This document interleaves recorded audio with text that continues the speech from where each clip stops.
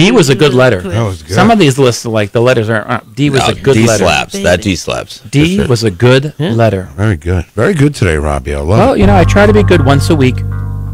I had fun, Robbie. That's why I'm only here once a week. I can't. I wouldn't be able Don't to. waste it on a funeral. Well, I couldn't do this magic more than once a week. You know, you wouldn't allow it. You could. You could.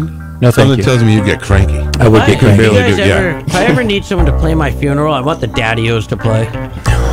Well, you have to ask the leader, and he's right in front of you. That'd be awesome. So E has like 21 songs. I'll have to look and see if I can have a couple more for next time. All right. Well, it's really good to see you. We'll Good to see you, and I Peter. will Well, see hey, you in have a 2 nice weeks. vacation. Are you doing anything fun? Yeah, I'm getting out of here. Going to the Cape. Oh, you're going to the Cape. Very good. Yeah. Very, very good, Peter. Yeah, that's where I'll be. Where do we get to go? Campground. You can sleep over at my place. Well, Yeah. it just stops raining.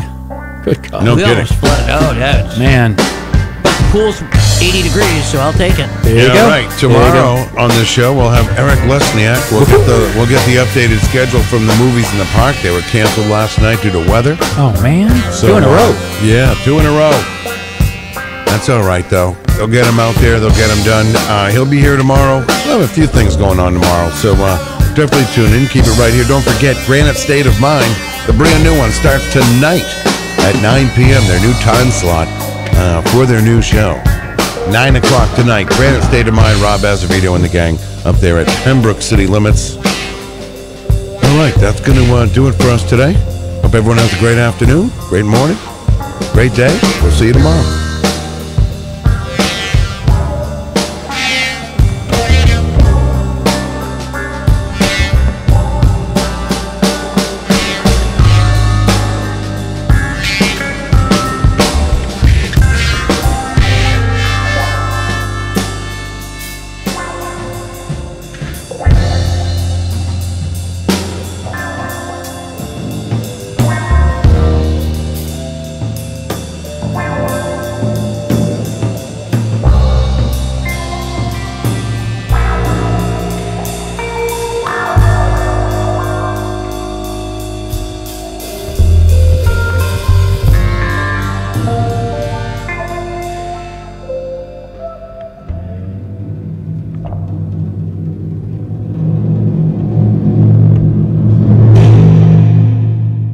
This hour on WMNH is sponsored by CGI Business Solutions, located at 5 Dartmouth Drive in Auburn. They serve all your business needs, including employee benefits planning, corporate design and business administration, investments and wealth management, and customized business insurance solutions. Their phone number is 866-841-4600 or on the web at cgibusinesssolutions.com. Bring your kitchen to life with Queen City Cabinetry, located at 87 Elm Street in the historic Sunbeam Mall in Manchester. Open Monday through Friday, 9 a.m. to 5:30 p.m. and Saturdays, 10 a.m. to 2 p.m. They can be reached at 603-222-2007 or on the web at queencitycabinetrynh.com. Come see the possibilities. Queen City Cabinetry, another proud sponsor of WMNH. Come on down to the Hop Knot at 1000 Elm Street, Manchester's premier craft beer and gourmet pretzel bar. Tell us more, Trudy. We make our dough fresh every day. We make a variety of styles of pretzels and serve craft beer, cocktails, and a few bottles of wine. We do the traditional pretzel, and we have multiple flavors for that. We also do stuffed pretzels, pretzel sandwiches, 3 dessert pretzels, and pretzel knots. The Hop Knot in the Brady Sullivan Plaza at 1000 Elm Street. Clemento's Pizzeria, family friendly, awesome for a date night. Clemento's Pizzeria. For delivery, call 603-782-8450. Clemento's Pizzeria, the best pizza in town. 1875 South Willow Street in Manchester, New Hampshire. Best cocktails around. Come in as friends and leave as family.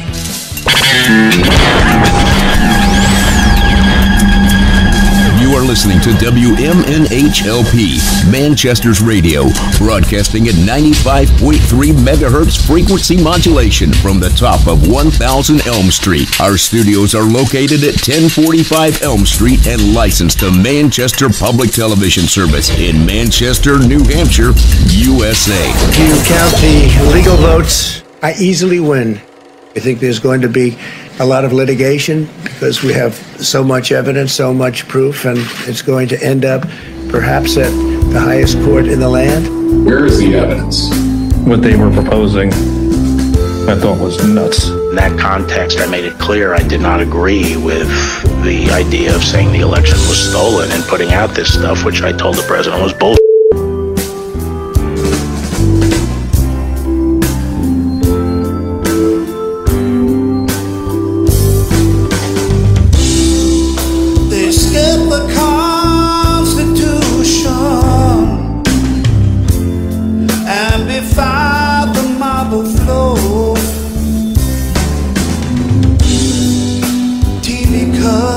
Made me sick. The crowd called out for more. The mob was pressing harder. The police were held at bay. When the Capitol cried out, help us, the White House turned away. And so it was later Stephen Miller told his tale, and Trump's face at first just pasty turned a wider shade of pale. I overheard the president say something to the effect of, I don't effing care that they have weapons. They're not here to hurt me. Take the effing mags away. Let my people in. They can march to the Capitol from here. Let the people in. Take the effing mags away. This is now effectively a riot. 1349 hours declaring it a riot. I am the president who delivers peace, and it's peace through strength. He said he is not the season to be coming after me, but the evidence was obvious. We couldn't let it be. One of 16 prosecutions. The verdicts will leave him toast, and the cases are still open. They might as well be closed. And so we're hoping that later, Same answer. when he's riding in his chair,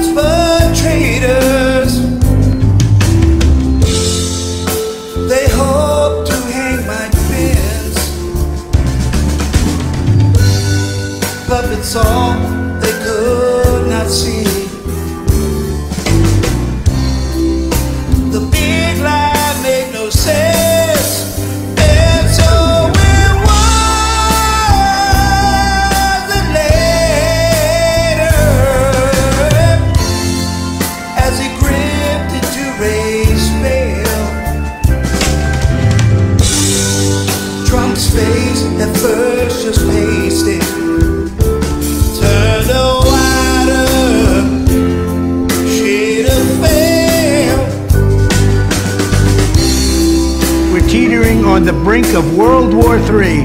And a lot of people don't see it, but I see it, and I've been right about a lot of things. They all say Trump's been right about everything. And now they're laughing at us. In 2016, I declared, I am your voice. Today I add, I am your warrior. I am your justice. And for those who have been wronged and betrayed, I am your retribution. I am your retribution. I'm not going to let this happen.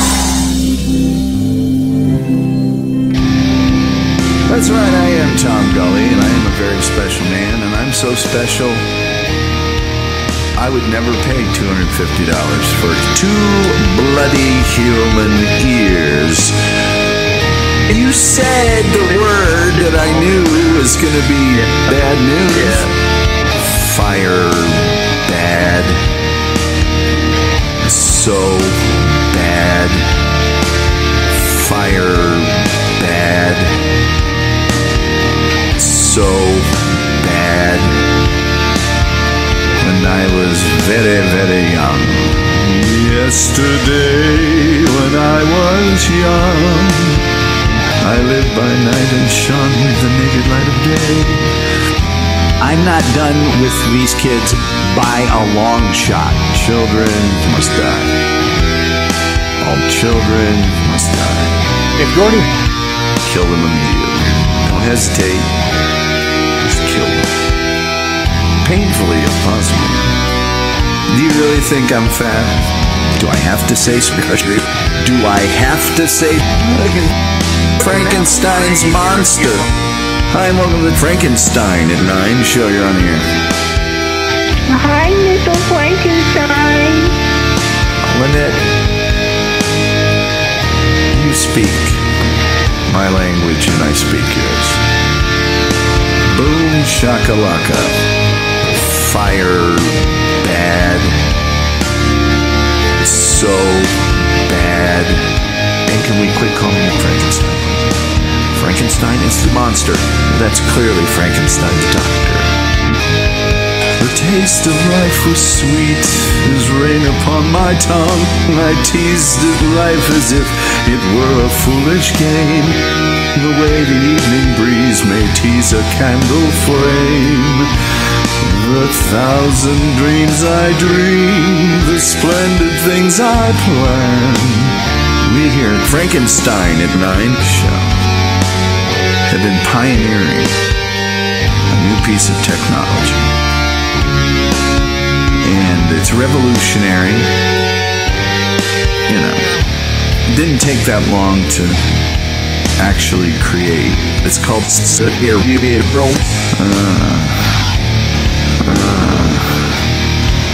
the past is a precursing event.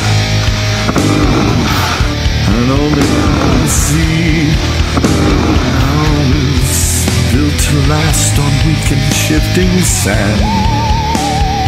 I like how Old Yeller died. It was fabulous.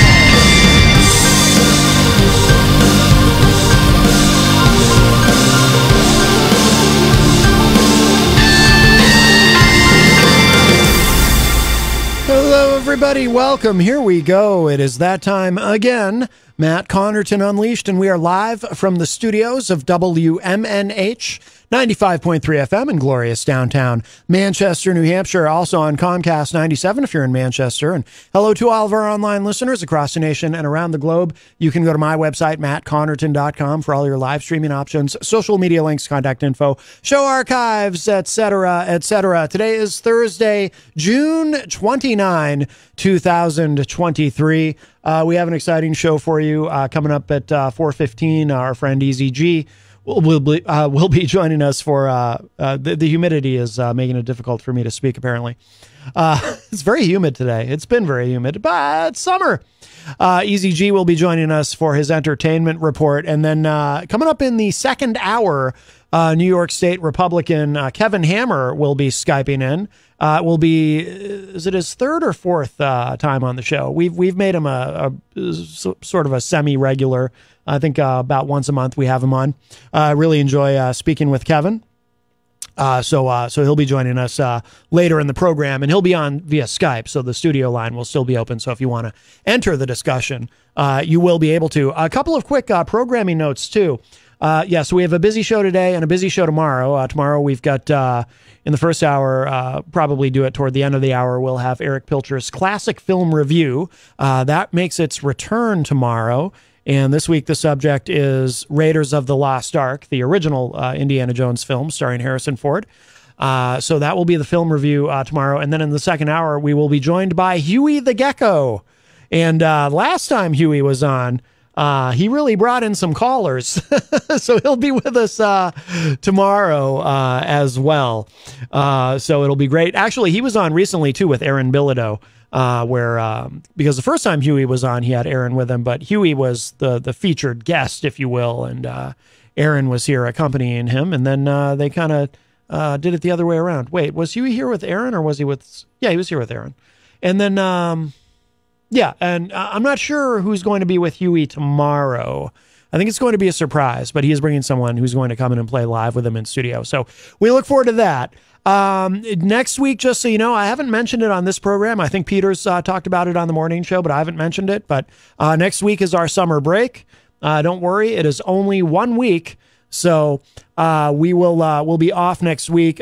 We do have some brand new. I've produced a batch of brand new best of editions that will be airing next week in this time slot. So these are not. I know we have a lot of best ofs, but they needed some freshening up. So we've got some brand new ones airing next week, and then we'll be back on July 10th, I believe it is. So looking forward to that. By the way, if you're watching online, you might notice I've got my new hat. Jenny brought this from her latest trip to Washington, D.C. You know, she got back yesterday morning.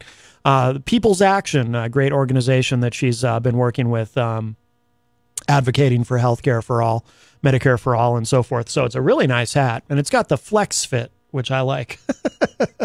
Less likely to go flying off my head in a brisk gust. It gets very windy down here on Elm Street, I'll tell you. When it's windy in Manchester, New Hampshire, it's windiest on Elm Street. You might think it's probably at the top of a hill somewhere it would be windiest. No, I'm telling you, this wind tunnel we have downtown here, that is where it is windiest.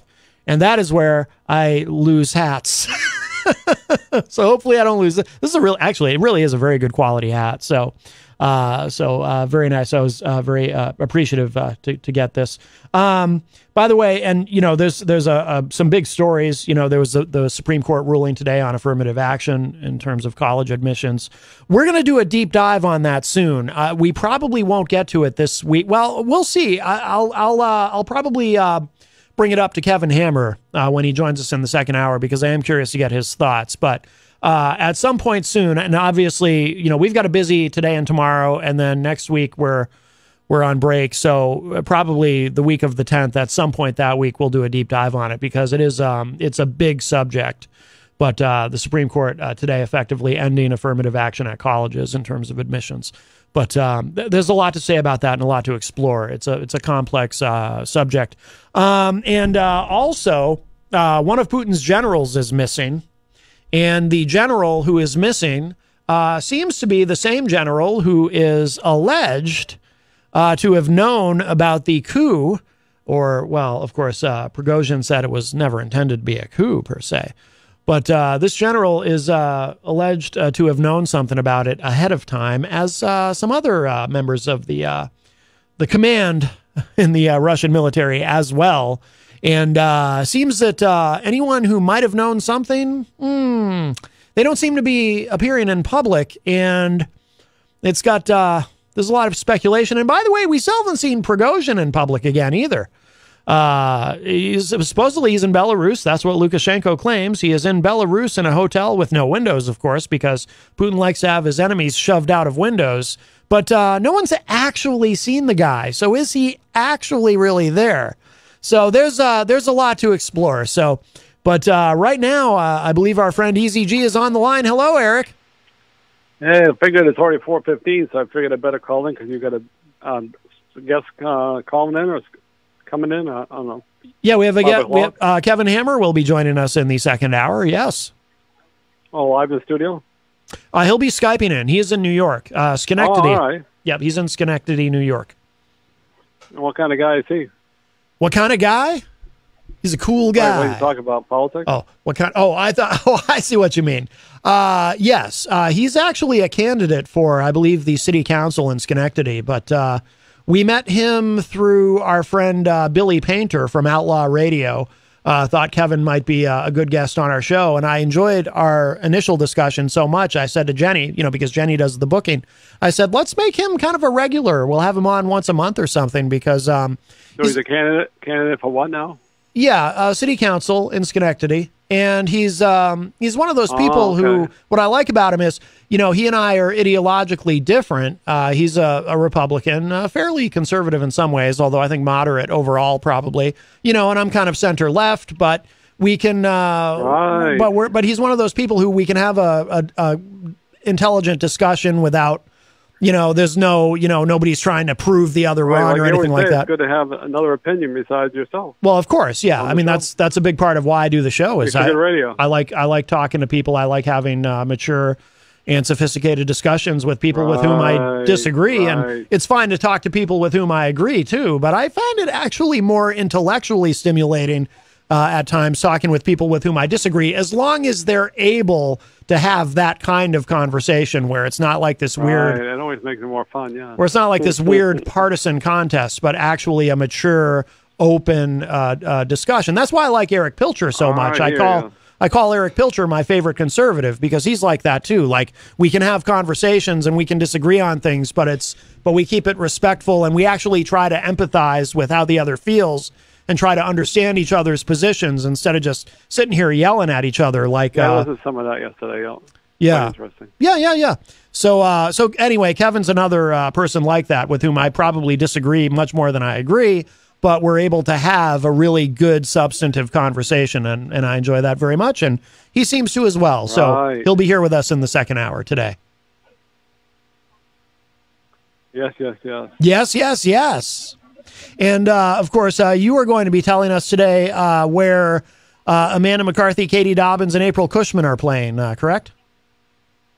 Not Amanda, because she plays down in Tennessee. Oh, right. So just Katie and April. All right. Well, let me go ahead and hit your... No, they're not playing in Tennessee. I'll go ahead and... yes. What's the pace? We're not going to talk about it, but April Cushman playing in Florida, but we don't talk about dates that are far away, so... Right. Let me go ahead and... hopefully that tour will go well. Yes, we'll go ahead and hit your music here. He was once a thug from around the way. I still don't hear it. Tell me where it's over. You want to know about stock market crashes, COVID-19, drive-bys, celebrity gossip? Easy G's gotcha. Entertainment report style. That's why I'm easy. Cause ain't nothing but a G thing, baby. Are you ready for start time? Let's find out. Ready, set, go. By the way, Easy, before you get into that, a name I haven't seen in our Facebook live chat in a while, but it's wonderful to see her in there. Karen Kubit, I'm never sure how to say it. She's Ben Dion's aunt, and she's occasional caller. But he had his weekly Dion. Yep. I see her in the Facebook live chat. See my morning show occasionally. Yes. Isaac Banks also in the chat room, of course, along with Charles Richardson, speaking of Florida. And Crystal. It's funny I can't hear the music anymore. It's weird. It is weird, yes. And Crystal, our great friend from the state of Illinois, also in the chat. Yes. Yes. All right. I always try to mix it up here. First I want to give a shout out to Robert Dion, who gave me some love this morning on the morning shows. That's always nice. Very nice. Rob Dion, of course, he does Name That Tune, and he does his own entertainment report on the morning show on Thursday mornings. Yeah, and he said, Eric started the entertainment report, so I thought it was nice. Yes. I took my blue folder, and he still got the iPad. Remember the iPad story? Oh, yes. I remember that vividly, yes. Anyways, I don't think I've dedicated the show to this fellow before. I don't know if he's in the Facebook Live room. Alex Whitley. Now, he's a guy overseas, right? Alex Whiteley from the UK, yes. And he is a very successful podcaster and media personality in his own right, yes. I don't know if he's in the Facebook Live room. I haven't seen him in there yet. Not always. I have not seen him yet. But he may yet join us. And I also dedicated to this guy here. Once again, he had a real bloody man. I don't know if you're a fan of blood. John Moxley, he's a member of the Combat Club, former SHIELD member. Yes. And, they want to be edgy. They got DLV, TV-14, swears. And I'm like you said, you're the same way. I don't like those bloody matches. Yeah, I don't like to see blood. I don't like the pile drivers. You can break somebody's neck. Yeah. Well, the reason in some places the pile driver is banned is because, it causes neck and spinal compression that they I think WWE outlawed it, I think. Yeah, they don't do pile drivers. They haven't, in WWE, they haven't done pile drivers in over a decade. It's very rare that you'll see one. Yeah, didn't Undertaker do that? I don't know if the Tombstone actually wasn't necessarily a pile driver, was it? No, the Tombstone is a pile driver. Yeah, Undertaker is one of the few guys they would let still do it because he never hurt anybody ever. He's so careful that they would let him do it. I know they try to be edgy and stuff, but I don't like the blood. And I don't like the pile drivers, and they send out blood all night long on Dynamite. And I know they want to be, more edgy and stuff and all that, but I don't like it. So no, I don't like blood. No blood. I think they do it like every week now. They have a show coming up in Boston, TD Bank, first time there, and Moxley and a gang of Moxley on Combat Club are going to fight somebody else. And the Blood and Guts. I said, "Oh, great! I'll make sure I don't watch that that week." No. I mean, they did it occasionally. It's okay, but they seem to do it every week, and it doesn't make it. They do like Hell in a Cell every week. It's not. It gets old. It gets old every week. Every week. I mean, obviously, you don't have to watch it, obviously. So that's true. Like the old saying goes. Right. You do not have to watch it. That's all true. Right. Yes. I want to make sure we get everything in. Oh, please. Finish the wrestling update. That's what here. she said. Where's big Money in the Bank? And this is my prediction for the Money in the Bank. Probably won't win, but I think the men might win. It's a L.A. Knight. I think they might put the Money in the Bank on him. And I hope so. It's a long shot by the new wrestler, Joey Starks. Oh, yeah. They want to push the young girl, but I don't think that's going to happen. But L.A. Knight might do it. I sure hope so. Jenny and I are both big fans of L.A. Knight. I don't quite understand. Yeah, I am too. I wasn't at the beginning, but I am now. Oh no, I've been a fan of his since back when he was Eli Drake in Impact Wrestling. Well, lately for some reason he seems to lose a lot, but he beat Hall of Famer Rey Mysterio Jr. So that's pretty good on his side of the table. Yes. I don't know. I don't understand. Friday Night SmackDown. I don't quite understand. I think I might have said this to Eric Pilcher, too. I don't quite understand what they're doing with him, though. Like, why don't they just turn him? Why not make him a hero? Why do they keep having him try to play the villain? L.A. Knight. The fans are cheering for him, and the announcers talk about what great reactions he gets, and yet he continues to behave in a villainous manner at times, and he should just be a good guy. We'll see what happens if he wins Money in the Bank. Yeah, I hope so. I hope that's what they're going to do. They got to hurry up with him. He's 40 years old. He's not like some 25-year-old dude they can take their time with. He's 40, and I understand it's not like when we were kids where in professional wrestling 40 was considered, okay, time to think about retirement. Now it's like at 40, these guys are right in the primes of their careers. But still, he's 40. I know that guy Sting, I think, is on the end of his career. Of course, he never say never in wrestling, but he was 64 years old last night. Yeah, Sting. The main event. Mm-hmm. And he flew off the top of the ladder onto the, that tables are, made to break. He could break 64 years old. It's like, oh, my God. Well, obviously he's taking care of himself. to be able to do that at But still, 64. 64 years old. Yeah, I know you don't wrestle that much, but he wrestled the Forbidden Door, and he wrestled at the Dynamite. He didn't really wrestle a lot, but he did back-to-back shows. Yeah. He's got to be retiring soon. But he's in good shape, though. I know Tony Survivor likes that guy. Stay. Yeah. I think that's his favorite wrestler. Like the old. We're still in the air. The guy who used to be a fan of. We're still a fan of Stone Cold Steve Austin. The JR. Yeah, like always. Stone Cold. That's that right. Was his favorite. Probably still is. Probably. Once your favorite, always your favorite, right? No, I don't think that's true at all. Anyways, around the corner, you're going to have vacation next week, so enjoy yourself. July 3rd, they're going to have the fireworks. I don't know why they do it for July 4th, but they always do that in Manchester the day before. It's going to be at dusk, and if it sometimes rains, which it has rained a lot, they will do the show on July 5th, and it's always at dusk. Obviously, it's a free event. Drinks and food are available, but you got to pay for it. And I don't think they allow any alcohol or drugs in there, obviously.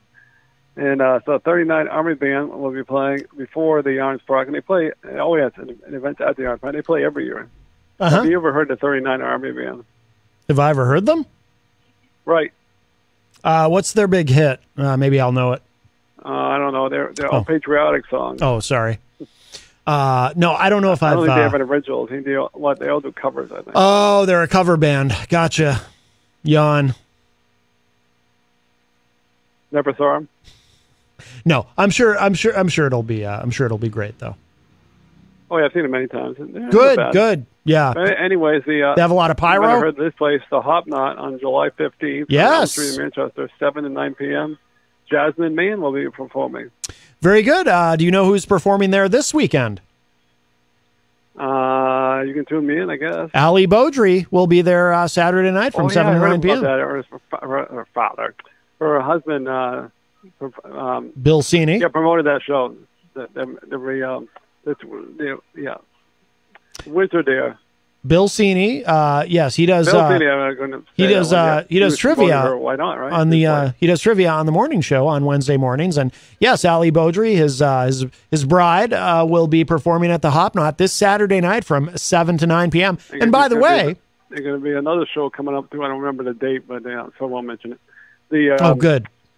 Yeah, Ali Beaudry's all over the place. She's great. Yes, she is. Did you listen the day she was? Did you? Don't forget to check out. Yeah. Well, it's still open. Summer hours, 11 to 9, right here on Valley Street at Creamland. If you're looking for some good food and drink, and and ice cream. I'm a goldenrod man. man. Tried to fool me the other day. I had some friends come over, Katie, Emery, and Katie's roommate Sarah. And she tried to fool me. She said, "Hey, Eric, did you hear Queen City Cupcakes went out of business?" I said, "No."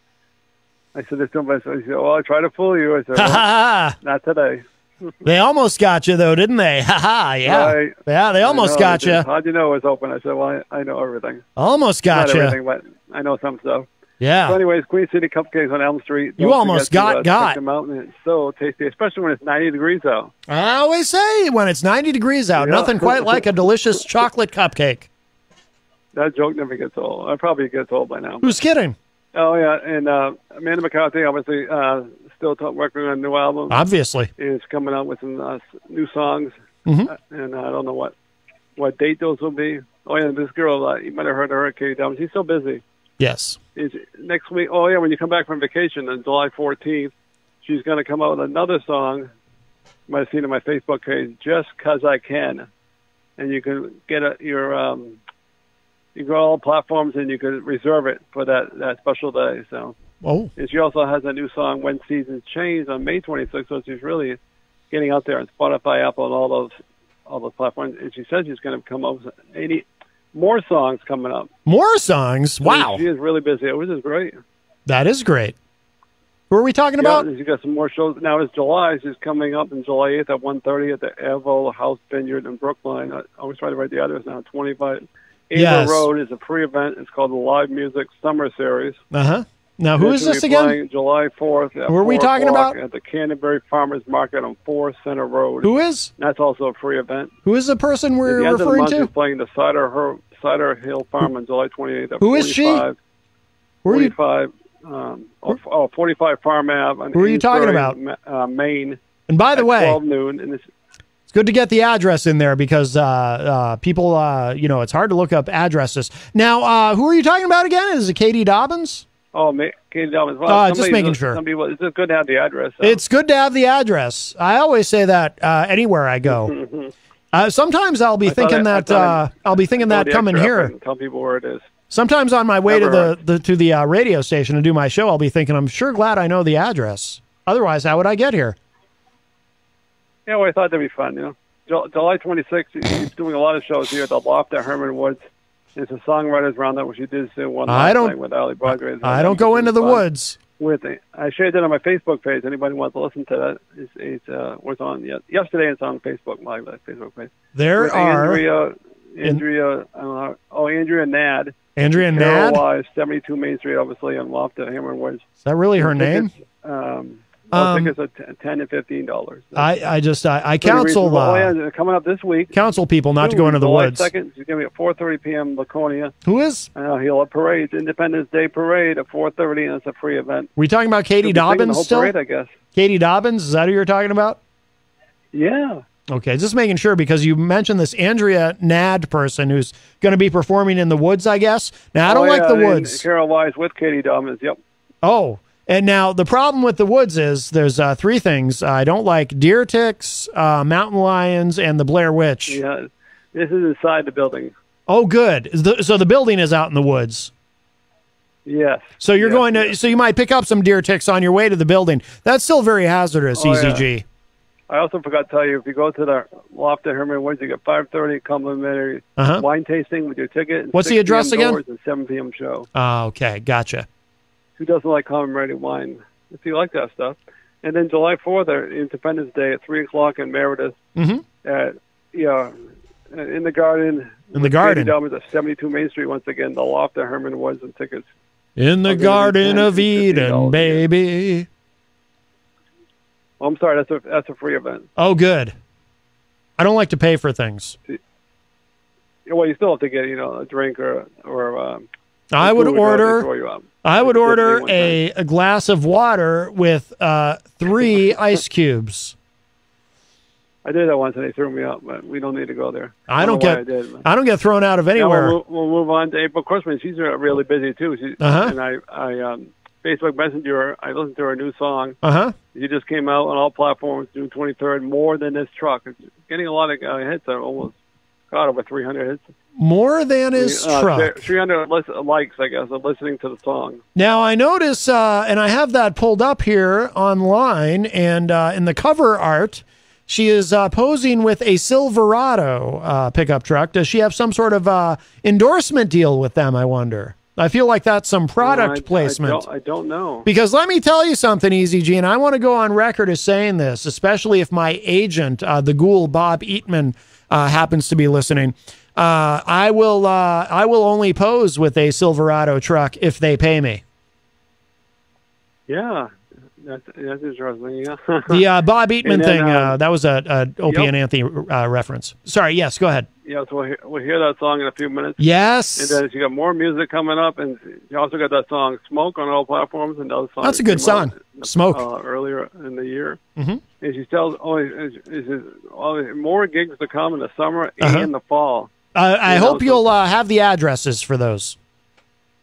I don't right now, but she has a fall storytelling tour, the Barn Stories tour. Ooh. But they're not till the end of summer into the fall. So we'll talk about that when you get more. I hope that barn isn't out. I hope that barn's not out into the woods. That'll be troubling. This is another free event. Mm-hmm. She's back at 4 p.m. The Goat in Manchester is right here on Elm Street. Performing on with the patio on Mondays, and she's going to be there July 3rd and July 17th right here in town. So somebody's keeping a goat on Elm Street? She's going to be on Chronicle in August, but she hasn't. They already videotaped it all and put it in the can, they say. In the can. And she'll be probably announcing that at the end of the month what day she'll be on there, so everybody can watch it. Yes. Because Amanda McCarthy and Tom were on that particular program a couple of years ago. I still can't believe we have a goat on Elm Street. That's amazing. It's you don't expect to see wildlife downtown. Yep, and then June 30th, right around the corner here. coming up tomorrow at the library. It's at the library on Friday night. Sunapee with Brad Merkvik, 58 Main Street, and tickets at $20. And it's Sunapee at 7:30. Yeah. And yes, you've got another event coming up right around the corner here. It's today. In April, gigs in the Gloucester, Massachusetts Lobster Land Restaurant on 24 Causeway Street. I'm assuming obviously Massachusetts. I don't like lobster. 5 p.m. So right around the corner. Got in a few minutes. I do not eat seafood. Right? I do not eat seafood. No, tomorrow night. I mean, mixed up here. Yeah, tomorrow night. Lobsters freak me out, and especially those lobsters in Gloucester. They're extra frightening. Yeah. Are you a lobster fan? No. When I was a kid, I remember my family, they would get the lobsters and put the lobsters in the pot in the boiling water, and you watch the lobster die, and I thought, this is so cruel. Okay. And then I would have these terrible nightmares. I would imagine one of the lobsters coming to me with the lobster claws, coming to me in my dream going, Matthew, I like a lobster roll. Why did you let them boil me? It was very frightening, and I would wake up in a cold sweat. That at Cream Line. It's very expensive. Well, it's no one should eat those. I don't agree with eating lobsters. I think that they should be on the endangered species list, and I'm going to lobby for that. Oh, boy. Well, here's another April Corsman gig at 6 p.m. at Bonnet Shores So many Beach choices. Club in Northcrest, Rhode Island. I don't know if I'm saying that right. N-A-R-A-T-A-N. No, I'm quite sure. I'm quite sure you're not. It's full band event. And it's a free event. It's a 175 Bonnet Point Road. Bonnet Point Road. Right. And then she got a couple. I'm putting that in my GPS right now. Gigs coming up here. Yes. And we'll just announce the August one for right now. It's coming next month. Ticket information is 603-293-4700. It's called the Jelly Roll Backyard Baptism Tour 2023. It's 7 p.m. show. Parking is at 4:30. Doors are 6 in the Bank Pavilion. Everybody knows what that is. It's Ellie King, Struggle Jennings, and new person they added, John Adams Myers. Now, how does Hazy Willow stage? How does this? August 18th, a big gig on 90 Old Turnpike Road at Joel Nichols. The ticket information to buy tickets, you go to four ticket limit at rangemazda.com. And general admission is $48 for shipping handling. It's $55 at the day of the show. So why don't you get tickets early? And if you're real generous, you get $500 VIP at your own table. Okay. Probably miscellaneous stuff and Skybox. And I'm guessing you have waiters and waitresses come. They probably have some wine. Offer you a jelly roll. Maybe some beers. I don't know, but they're pretty well for those tickets. I heard Easy G, and you can tell me if this is true or not. I heard a rumor that if you get that $500 VIP package, you actually get 2 jelly rolls per person. Is that true? Yeah, maybe too. You maybe be able to meet April Corsman and Joel Nichols. I'm assuming for that price, why not meet the performers? If I'm going to spend, certain, by the way, but why not? Right? Let me just tell you this: if I'm going to spend $500, when I meet them, I better not, for that kind of money, I better not be expected to wipe the jelly roll crumbs off of my hands. I'm going to go, I want to shake their hands not the jelly roll tour, though. with jelly roll crumbs on my hands, because for that kind of money, I should not be expected to wipe my hands off. Hey, maybe they have some lobster or lobster rolls. Well, that's disgusting. They have pretty good food. No, that's terrible. No lobsters. Yeah, doors are at 6 and shows at 7. And why do they call it? I forgot to say this last time. Oh, like they do on Proud of the Interruption. Interruption? Almost every night at 6. It's on ESPN 2. What are you talking get it on about? Podcast too, believe it or not. There's an interruption. They always say, "Oh well, I'll try to do better than the next time." That's all you can do in life, right? Wait, I'm sorry. Are we at the end of your report? Is that why you're saying that? Yeah. So I always say, I'm proud of interruption. They always say, "Well, try to do better than the next time." And the guy waved the Canadian flag of all things. I don't know why. Maybe he's from Canada. Probably. Yeah, that'd be a good bet. I find that weird. And then the other guy says, listen to the podcast on blah blah blah. And, yeah. And they say time for Sports Center, but the show is I listen to it. It's at 6:30. So yeah. But ESPN has got like a million channels. So. I'm so confused. All right. So are we at the end of your report? That's it. All right, Easy G, thank you so much. We will play your Look forward to song. hearing that hot new song. More Than His Truck. And we'll see you in 2 weeks because you're on vacation. Enjoy yourself. Thank you. Happy 4th. Thank you, Easy. All right, bye-bye. Wow. Boy, you should have known by now. Easy does. That was all. That was very confusing. Will Vegas is in the Facebook live chat. And by the way, congratulations again to Will Vegas, who's about to be married. He says, Jelly Roll and Struggle Jennings are friends of mine. Oh, Jelly Roll's an actual person. Jason Duford and William Harness. Oh, okay. I didn't understand. I thought Easy G was talking about the food, and I didn't understand the baptism part of it at all. That was very confusing. Mike from Queen City Cabinetry says, I miss Easy's random rambling. What's there to miss? You just heard some there, Mike. By the way, Mike, of course, from Queen City Cabinetry, one of our great sponsors here at WMNH, but also one of our co-hosts on Retro Spectrum Radio with Paulie C every Friday night, and Friday nights from 8 to 11 p.m. And tomorrow night, the theme is summertime songs, which is, of course, obviously because it is summer. So I will be there. I have the honor and privilege of being one of Paul's co-hosts on that show, along with TJ Steve, and of course, Mike from Queen City Cabinetry. All right, let's get to it. We're going to hear that song that Easy G asked for. This may or may not be the world radio premiere, but here it is. This is More Than His Truck by the great April Cushman, who in all seriousness is very talented. So we'll give this a listen, then we'll come back and chat for a few minutes before we hit the 5 o'clock hour and bring in our guest today, Kevin Hammer. But here it is, April Cushman, More Than His Truck.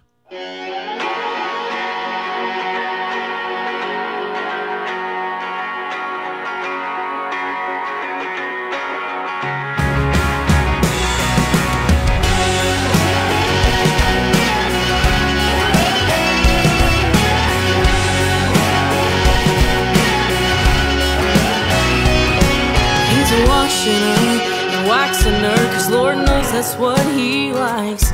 Keeps her cleaned up and shined up with those brand new Goodyear tires. And from the outside looking in, you think that thing has his whole heart. But what my man loves most, that ain't parked out in our yard. Cause it's my heart, he's got a grip on tighter than the steering wheel. And it's my body he's showing off from bumper to windshield. It's all gas, no brakes from my hood down to my tailgate. You know you've got a good one when he loves it, hey, more than his truck.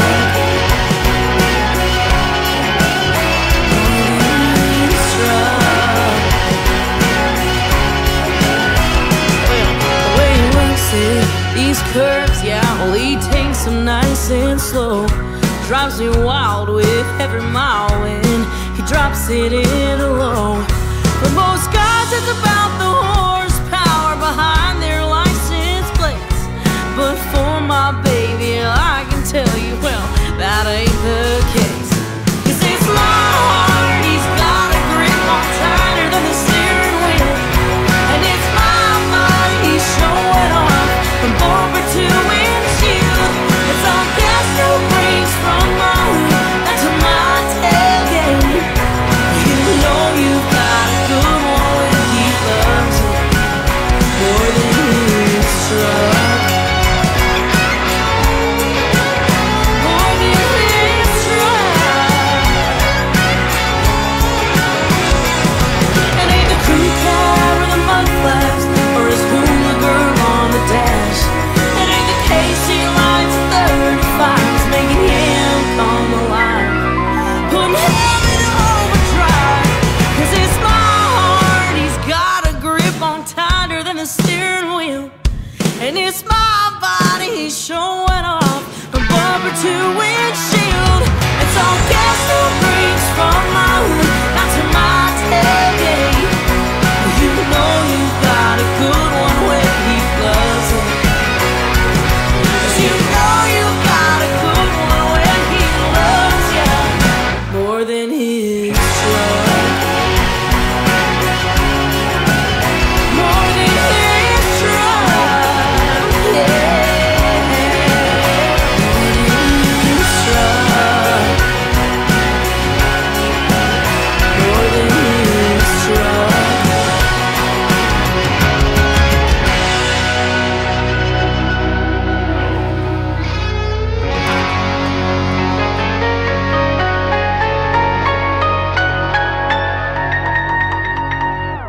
on down to the Hop Knot at 1000 Elm Street, Manchester's premier craft beer and gourmet pretzel bar. Tell us more, Trudy. We make our dough fresh every day. We make a variety of styles of pretzels and serve craft beer, cocktails, and a few bottles of wine. We do the traditional pretzel, and we have multiple flavors for that. We also do stuffed pretzels, pretzel sandwiches, 3 dessert pretzels, and pretzel knots. The Hop Knot in the Brady Sullivan Plaza at 1000 Elm Street.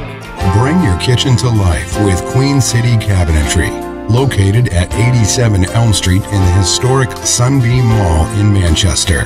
Open Monday through Friday, 9 a.m. to 5:30 p.m. and Saturdays, 10 a.m. to 2 p.m. They can be reached at 603-222-2007 or on the web at queencitycabinetrynh.com. Come see the possibilities. Queen City Cabinetry, another proud sponsor of WMNH. Clemento's Pizzeria, family friendly, awesome for a date night. Clemento's Pizzeria. For delivery, call 603-782-8450. Clemento's Pizzeria, the best pizza in town. 1875 South Willow Street in Manchester, New Hampshire. Best cocktails around. Come in as friends and leave as family. This hour on WMNH is sponsored by CGI Business Solutions, located at 5 Dartmouth Drive in Auburn. They serve all your business needs, including employee benefits planning, corporate design and business administration, investments and wealth management, and customized business insurance solutions. Their phone number is 866-841-4600 or on the web at cgibusinesssolutions.com. WMNH, rip the knob off. You know, I'm not the biggest country fan in the world as far as country music, but I do like that. It sounded really good in my headphones, or not my headphones, but the station's headphones, more than it's struck by April Cushman. That was a good suggestion, EZG. Yeah, not bad. I mean, she's very talented anyway. She's got a great voice, but I do like the song. I really do. Welcome, everybody. It's Matt Connerton Unleashed. We are live from the studios of WMNH 95.3 FM and, of course, Comcast 97 if you're in Manchester. And hello to our online listeners across the nation and around the globe. You can go to my website, mattconnerton.com, for all your live streaming options, social media links, contact info, show archives, etc., on this glorious Thursday, June 29, 2023. Coming up at the top of the hour, we're going to have, in just a few minutes, actually, our friend Kevin Hammer from the great state of New York is going to be joining us. So we talk to Kevin on about every 3 to 4 weeks, I think it is. So always an interesting discussion. There's always much to discuss. If you'd like to get in with a quick call, though, the studio line is open, 603-250-6007, 603-250-6007. You can also text me at 617-917-4476. I'm on social media at Matt Connerton. You can email me, matt@mattconnerton.com. And, of course, you can interact and opine in the Facebook live chat. But the best thing to do so that we can hear and enjoy your dulcet tones is to give us a call at 603-250-6007. By the way, hello to Heartbeat Golden from the, of course, Greensboro, North Carolina, checking in. Says, we will be performing for the Center City Park Karaoke at downtown Greensboro, North Carolina on July 23rd, 2023. Hashtag Matt Connerton. Oh, if only you knew the exact address for our friend EZG. Also, Chris Rose from the Commonwealth of Massachusetts joins us in the chat. I wanted to mention just briefly, and newer listeners, I'll try to be quick with this because newer listeners aren't going to even probably really much know what I'm talking about here. But those who've been with us for a while might know. A couple of years ago, this gentleman named Tom Gully used to call into the show occasionally. And I met Tom through Not Even a Show, hosted by the great Chris James. And we are occasionally featured on that program on YouTube, or NEAS for short. And I subscribe to Chris's Patreon, too, for the bonus content, which is really good. Chris is amazing. And that's how we met Tom Gully through NEAS. And a couple of years ago now, it was about 2 years ago, actually, Tom got upset with me because after we'd had a pretty friendly relationship. Jesse P.S. From Pod Awful, they had a feud going, if you will. And Jesse had called into the show a couple of times, and Tom got angry with me over that. And then I guess that was it as far as our relationship, my relationship with Tom, our friendship. And then and he was very upset with Jesse P.S. and I think he kind of blamed some of what happened on me. But last night. So this was a couple of years ago now. So last night, Jenny sent me, I wasn't home. Jenny sent me a message about Tom Gully for the first time in like 2 years, was doing a live show on YouTube. So I was like, oh, interesting. Because I was never, Tom was mad at me. I was never mad at him. I tune in and he's talking to Jesse P.S. on his show on YouTube. So I said, oh, okay. Well, that's cool. And I listened to a lot of it, actually. It was, I was surprised at how friendly it was. And the two of them seemed to have really good chemistry together on the show. So apparently those wounds have healed, and that's a good thing. So I don't know if Tom is still mad at me. Tom, if you're listening, I hope you're not still mad at me. But I will say this. Tom, if you are listening, I hope you won't judge me again in the future.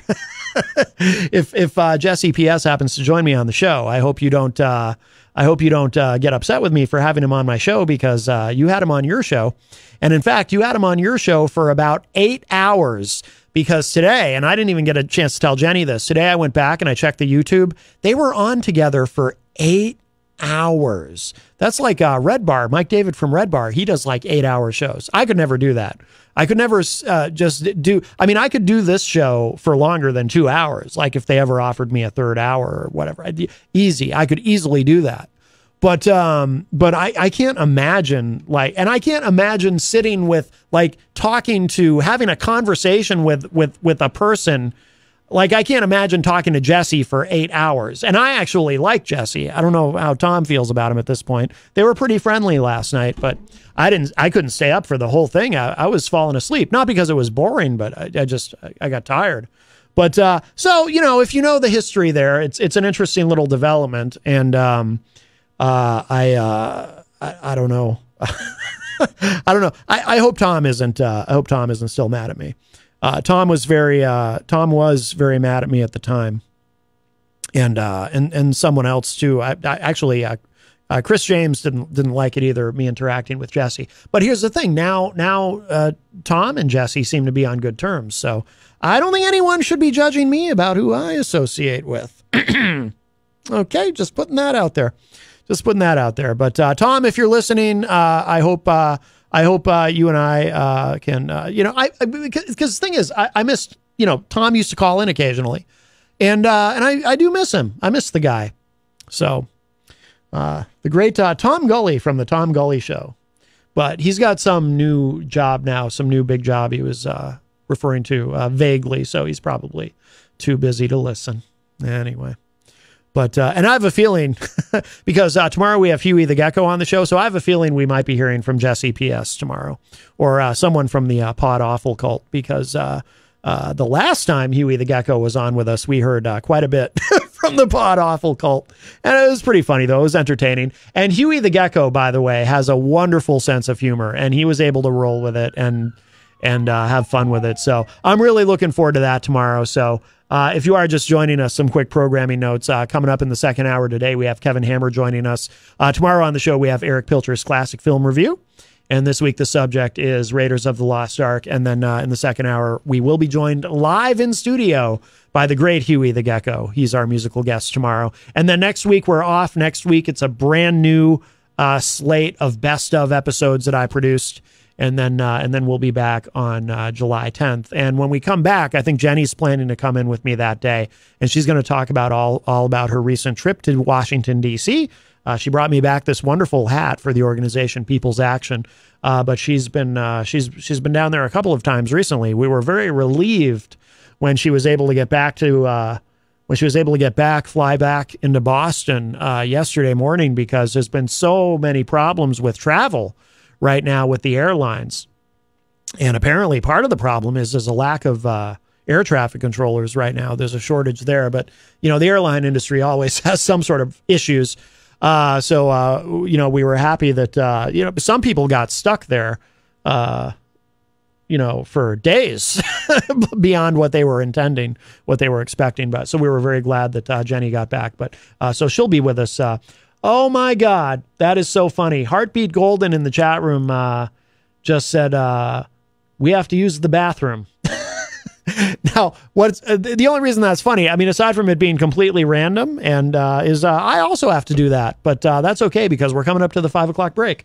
You read my mind, Heartbeat Golden from Greensboro, North Carolina. Hey, by the way, just really quickly, this just popped up. Mediaite reports that Geraldo Rivera has left Fox News after 23 years. He was recently removed from the television program The Five, and I guess he just decided to quit altogether. Geraldo's like 80 or 81 years old. He looks incredible. He's still got that great big giant mustache on his face, and he looks amazing. Of course, when you have the kind of money that Geraldo does, you can afford to do whatever you have to do to continue to be a very handsome gentleman. But he looks great. You can tell too. He keeps himself in really good shape. I'd like to look like that when I'm 80. In fact, if I do live to be 80 years old, I will probably grow a large mustache like Geraldo does. I should say. That might be the secret. I wonder if it's even real. That mustache might not even be real for all we know. He might have that.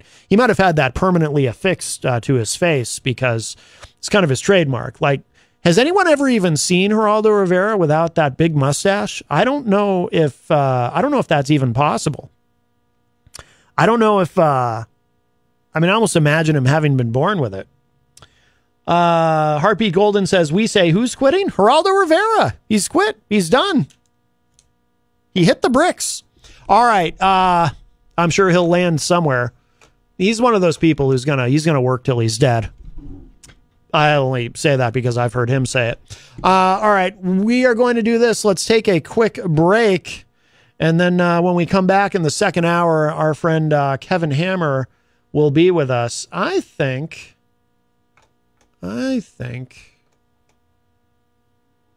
we should play. I'm not going to play what I had originally planned. I just changed my mind.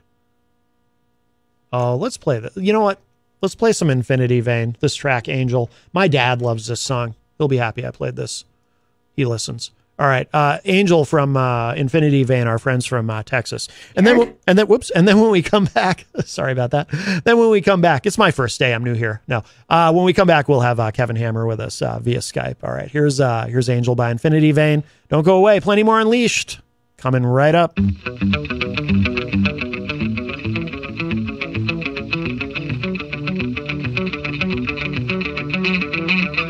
Do you believe in me like I believe in you?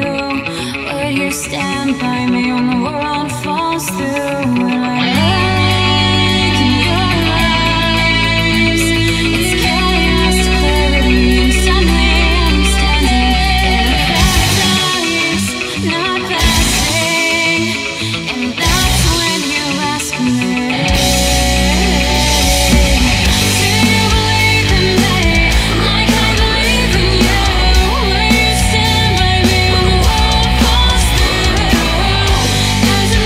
Sunrise.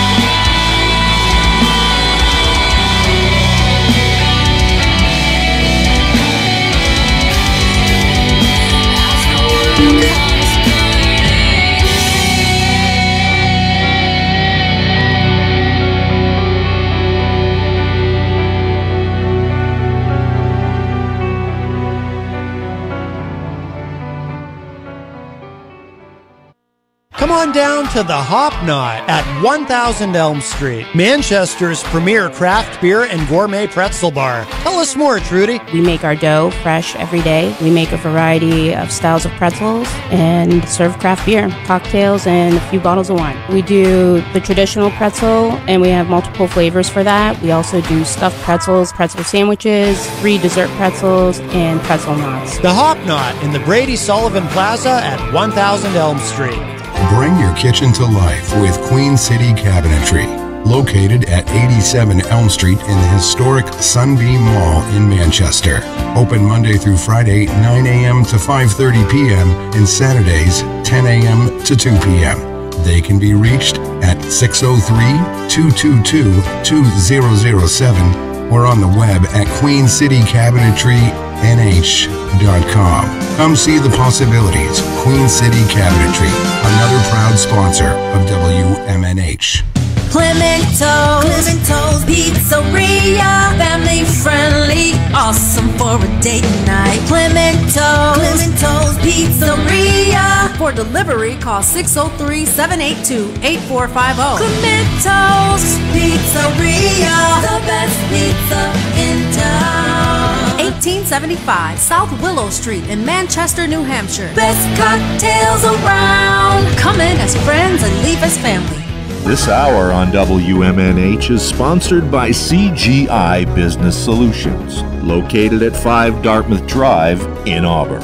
They serve all your business needs, including employee benefits planning, corporate design and business administration, investments and wealth management, and customized business insurance solutions. Their phone number is 866-841-4600 or on the web at cgibusinesssolutions.com. WMNH, rip the knob off. Welcome back, everybody. We are in hour number 2, numero dos of Matt Connerton Unleashed, and we are live from the studios of WMNH 95.3 FM in glorious downtown Manchester, New Hampshire. Also on Comcast 97 if you're in Manchester. Hello to all of our online listeners across the nation and around the globe. You can go to my website, mattconnerton.com, for all your live streaming options, social media links, contact info, show archives, etc., etc. Today is Thursday, June 29, 2023. And joining me via Skype, Kevin Hammer is with us. Hello, Kevin. Hey, how's it going? Good. How are you doing? I'm doing very well. I'm glad to be back. Yes, absolutely. And by the way, we have Kevin with us via Skype, which means the studio line is open. So if at any point you would like to enter the discussion, you can give us a call at 603-250-6007, 603-250-6007. You can also text me at 617-917-4476. I'm on social media at Matt Connerton. You can email me, Matt at mattconnerton.com. And of course, you can interact and opine in the Facebook live chat. But we'd love to hear your dulcet tones at 603-250-6007, 603-250-6007. By the way, hello to Rhonda Ostrowitz-Favero in the Facebook live chat, all the way from the great state of California, who says, greetings all. And Miriam Banish joins us as well. Good afternoon, Miriam. Kevin, how's the campaign? Are you actively campaigning yet? Or where are you in the process? You're running for city council in Schenectady, is that correct?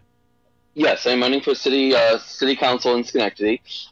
We have been out there recently. We were petitioning to get another line added onto the ballot. We were successful in that. So now we're getting ready to kick off more campaigning in regards to getting out there to have conversations, getting out there to more community events, getting out there knocking on doors. I'm looking forward to that, actually, because it's more about knocking on doors just to have a conversation, not can you please sign this? Right. Which I get we got to do it, but I always feel I'm being a bit too intrusive with that, Yeah. Just in general, I enjoy the conversations. I've had some great conversations as I've gone door to door, but that part of, can I get that signature? always feels a bit strange. So I'm glad to have that part behind us. So now it's just, putting the pedal to the metal and getting out there and campaigning. The Democrats, they just had a primary, mayoral primary. And so we know who the victor from that is.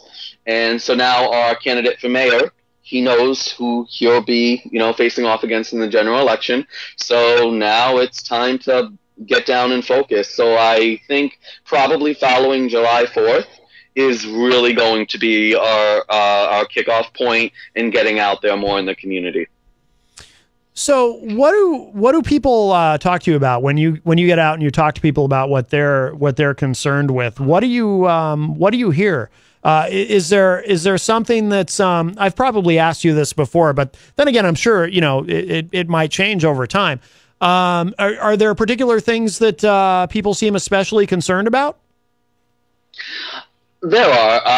I mean, obviously, there's the standard things that I think in every community people are concerned about. We're talking about, noise ordinances. We're talking about the condition of roads, not enough lighting in certain areas. Those kind of things tend to be very standard. And then obviously crime. Certain areas of any community are they're going to have a little bit more crime than others. Yeah. So people express concern over that. One thing, though, is specifically in regards to our local government that I've had a lot of people express to me across political lines when I've gone knocking on doors, especially not just this time, but I ran for city council once before, was the fact that they felt that the local government wasn't really accessible to them. Mm-hmm. And they felt that there wasn't necessarily a great deal of accountability. So transparency, accessibility, and accountability, I've noticed tend to be something that a lot of voters are concerned about. And that's actually become a focus for me, is that one thing I most certainly will always be is accessible. I expect to be held accountable. Yeah, and I think, unfortunately, these are things that are a concern, I think, for people when you're talking about, not just, certainly not just there, but probably local governments anywhere, and of course, state and federal too, is holding people accountable, but also accessibility, transparency. These are all things that unfortunately, once people have power, I almost hate to say it because it's such an overused cliche, but it holds up because it's true about it. Absolute power corrupts absolutely, and people they get power and they begin to close themselves off. And in New Hampshire, it's unusual. I don't know if you know this, Kevin, about New Hampshire, but we have, it's either depends on who you ask. We have in our state legislature either the third or fourth largest democratically elected body of representatives in the world. We have an enormous state legislature. I think it's more than 400 people. So we have an unusual amount of accessibility here with our state legislators because there's so damn many of them. But it's and I think there's good things and bad things with that. So, but one of the good things is they are really really accessible. It is funny because I've been called a pessimist for saying this, but I've said that whenever I go to vote for a candidate, I always go in voting, keeping in the back of my mind that I might eventually be voting this person out. Yeah. Because they've said that they're going to do all these things, and even if I feel that they are genuine in the expressing of this, as you said, power does corrupt. Mm-hmm. So, and I've been called a little bit of a pessimist when I say that. I actually think I'm a realist when I say that. Yeah, no, I think that's the right attitude to have because again, you do want to hold people accountable.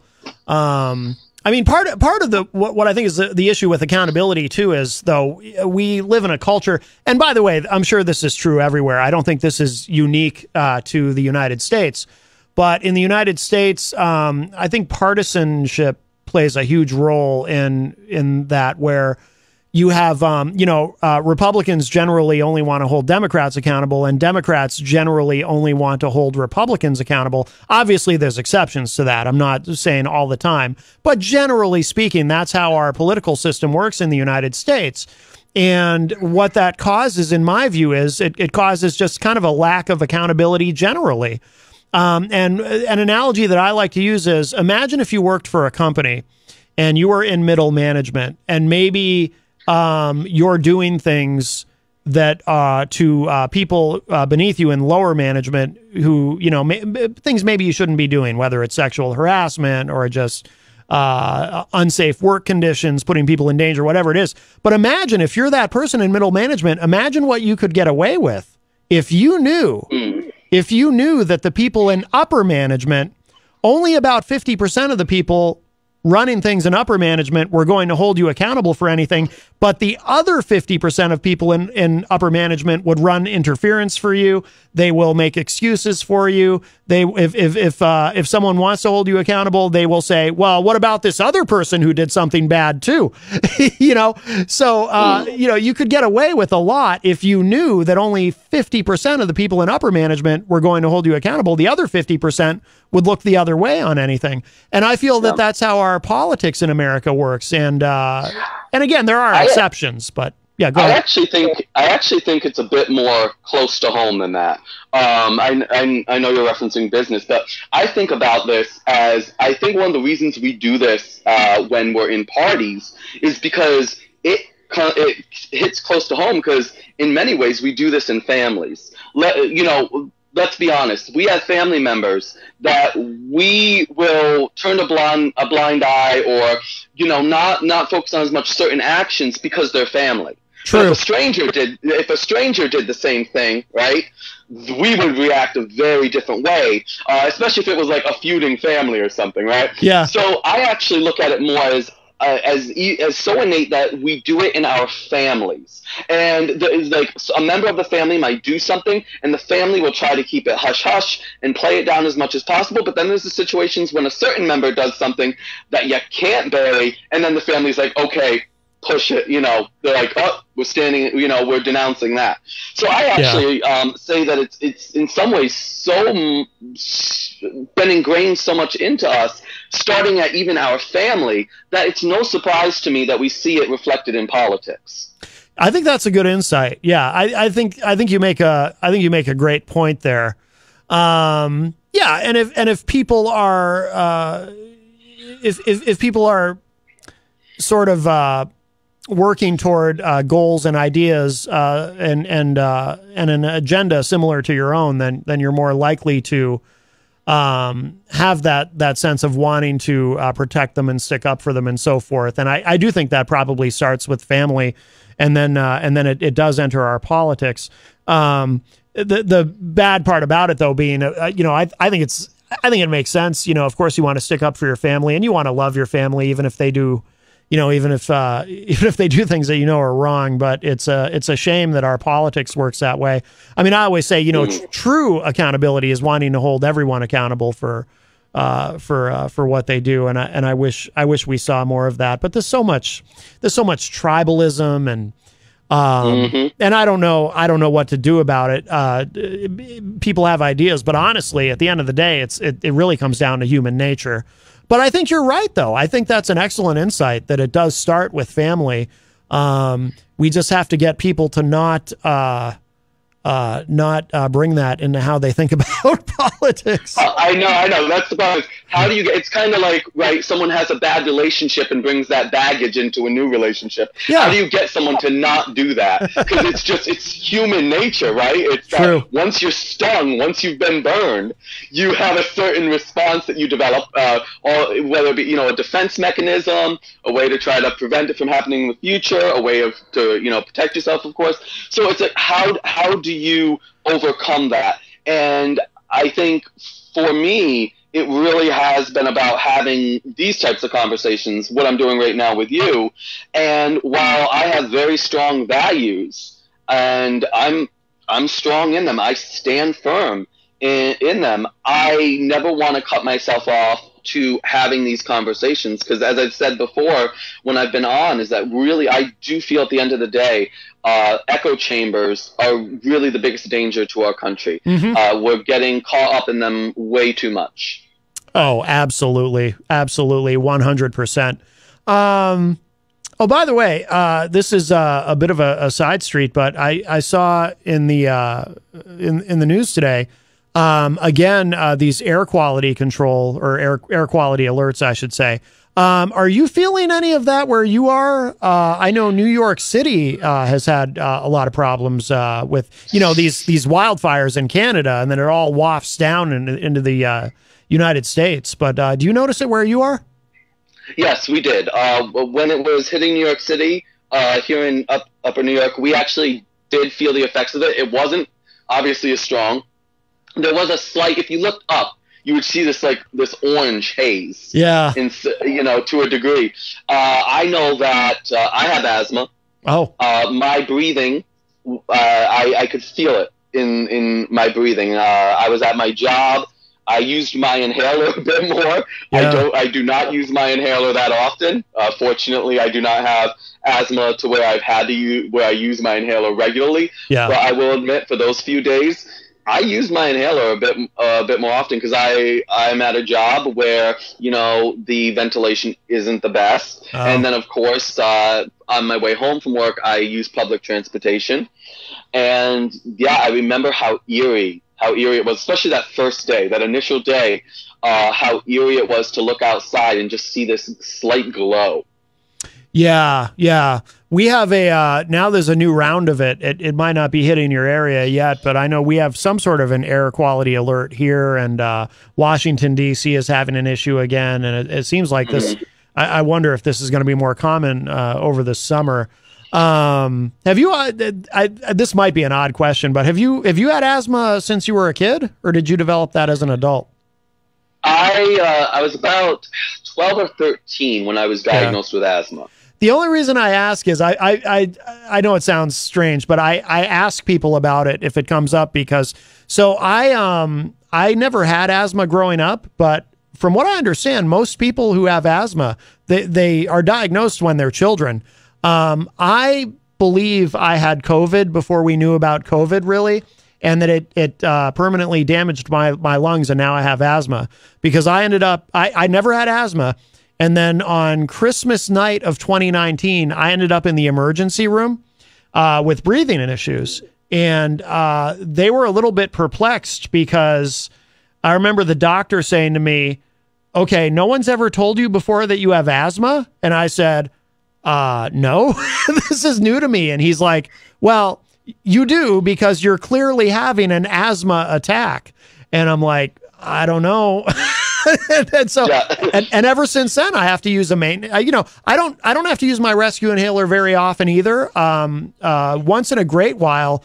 With me, it's more if my allergies are bothering me, but I use a maintenance inhaler once a day. And if I forget to use my maintenance inhaler, that's the one time I will sometimes have to go for the rescue inhaler because I'll start to feel it in my lungs.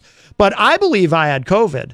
Because it's really pretty weird. Like, I have yet to talk to anybody who has asthma who, if I ask them, by the way, when were you diagnosed? Everyone tells me the same thing, that when they were kids.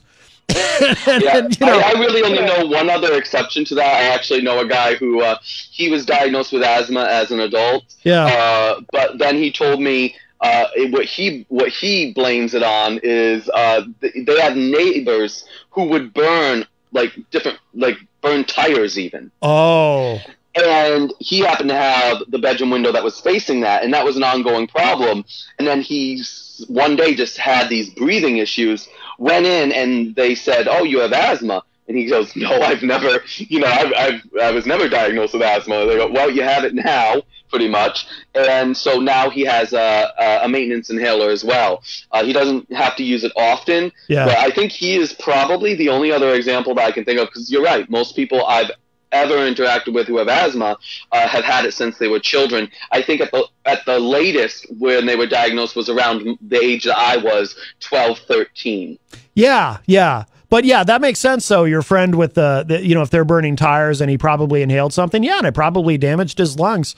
Yeah, so that's my theory. I think I had COVID because we knew, I think we kind of knew about COVID, but we didn't know it was in the United States yet at that point, the night that I ended up in the ER.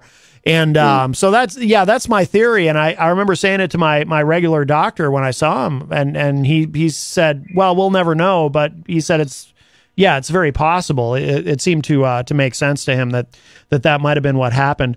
But I also wanted to ask you, Kevin, and I'm sure I asked you before, but I don't remember if you really had an answer yet. But is there anybody you like in terms of the presidential candidates on the Republican side? And I'm especially curious if you have any affinity for Chris Christie at all, because he's he's not a New York guy, but he's a New Jersey guy. So I don't know if maybe he's kind of got a little bit of that. There's a similarity there. I don't know if New York people like that when out of towners say that there's a similarity between New Yorkers and New Jersey people, but I don't know how that goes over.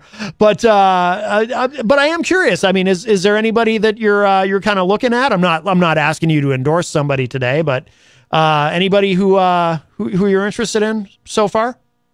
Honestly, not at the moment. I can honestly say this. I am just waiting for everyone to declare. And also personally, I've been more focused on locally, statewide, and also more like some social issues in general. I haven't really paid as close attention to who has thrown their hat in the ring. Sometimes I will get a very amusing notification about an article or an informative one.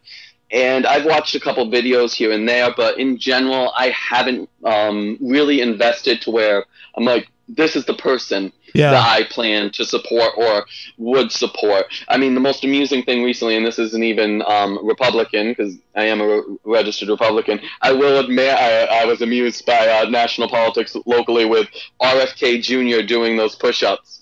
Which, by the way, if I could be that fit at 70 years old, oh, wow. But outside of that, I hear a bit of controversy here and there. Candidates who make statements about this or that, but no, I haven't really.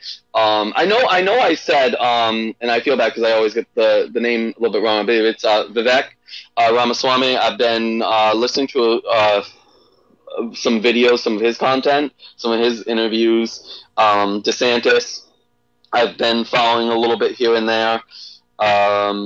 Obviously, there's a lot of drama going on right now with Trump, with Biden.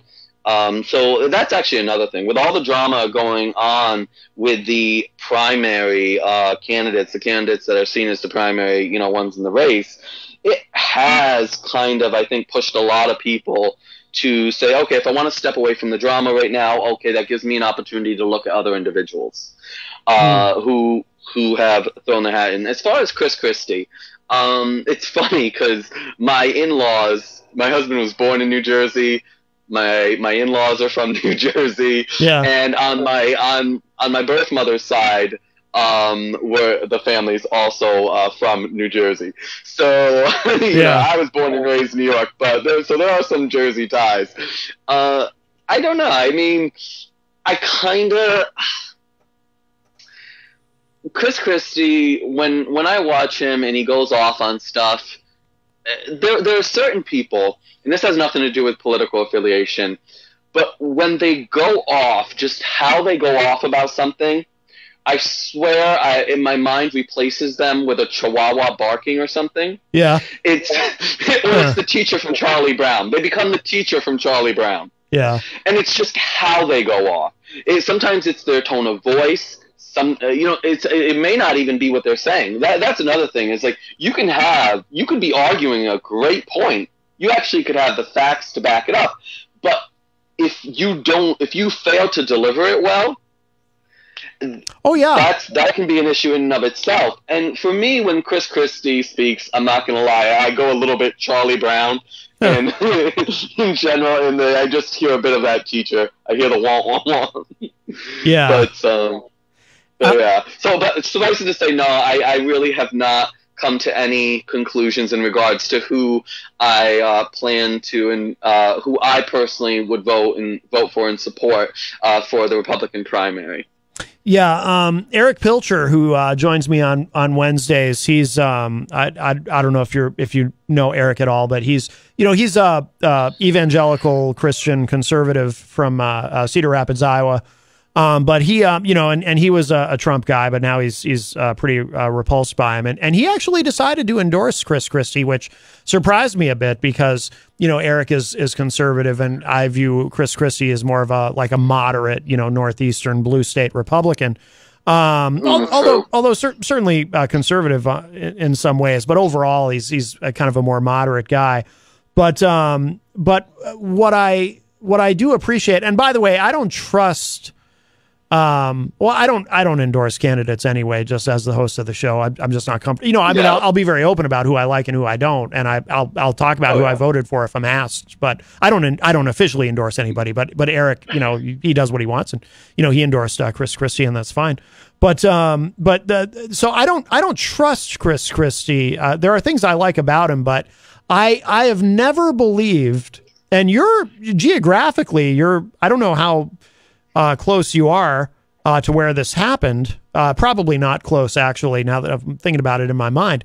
But I've never believed that Chris Christie did not know what was going on in Fort Lee, New Jersey with Bridgegate. I don't believe him on that. I think he knew exactly what was happening there. See, at the end of the day, though, I mean, when we go... So for me, because I get asked a lot of politicians, and this actually goes deeper for me about politicians lying, right? I hear a lot of people tell me that, we have all these crooked politicians, we have these politicians that lie to us, and a lot of people talk as if it's something that's brand new in our culture, and I'm like, right.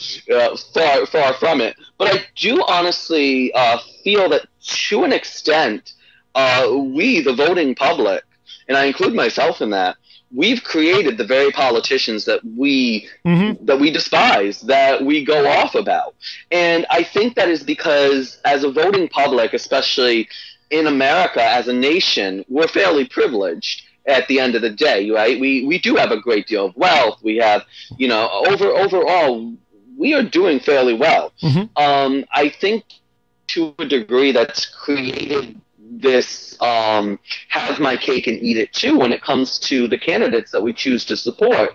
Because when we look at that, when we get, especially in primaries, if we have a candidate that comes before us and says, well, I might be able to do this for you, but this doesn't seem realistic, and then we have the other candidate saying, oh, I promise you the world. Right. We tend to push aside the candidate that's actually being honest with us and saying, hey, listen, I might not be able to do this, but I will do this and I will fight for this. That candidate we won't accept in a general sense. We don't seem to want to accept. And then we go for the candidate that promises us the world, and then we get all upset that we have these crooked politicians once they don't live up to our expectations. And so I really have come to the conclusion that I think as voters, and like I said, once again, I'm including myself in that as a member of the voting population, that to a degree we have created the politicians that we have such a disdain for. I think you're right, because I've often talked on the show, Kevin, about how we need more buy-in from voters in terms of we need to take more responsibility as voters in terms of learning about these candidates, not just listening to what they say. Because you can say anything as a candidate, especially if you don't think you're going to win. If you don't think you have a shot, you can promise the moon. It doesn't matter because you're not going to be held accountable if you know you're going to lose.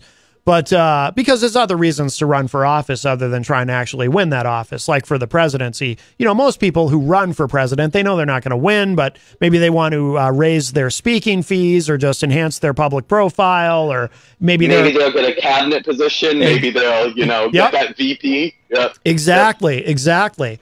But what I always say is, and I don't know. I don't know why this message isn't out there. I feel like I'm the only one saying it, but based on what you said, I think you'll agree with me.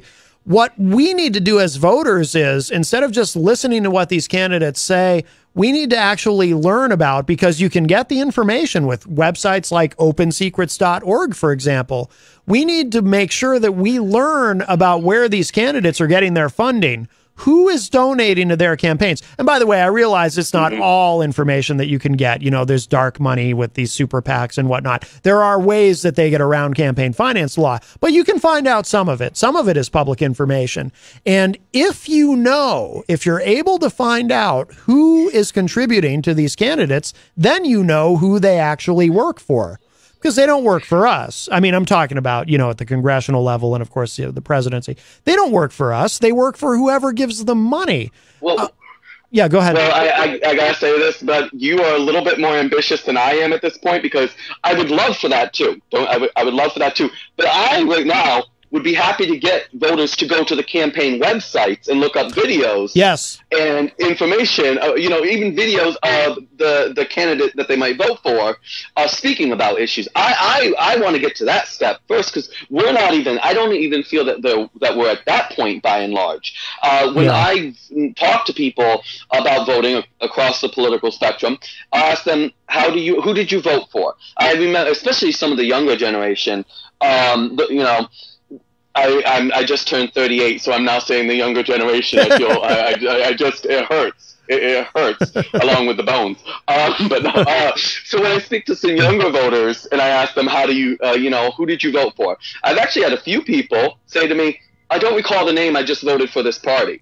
Oh. And that's common. Yeah. So I would love to. I just want to get people to. I first want to get people to the point where they know the names of the candidates that they're going to be voting for, and also have gone to at least their websites or have seen some videos on them. Before we get to what you said, I want to get voters to that point. Yeah, good point. I think that most voters.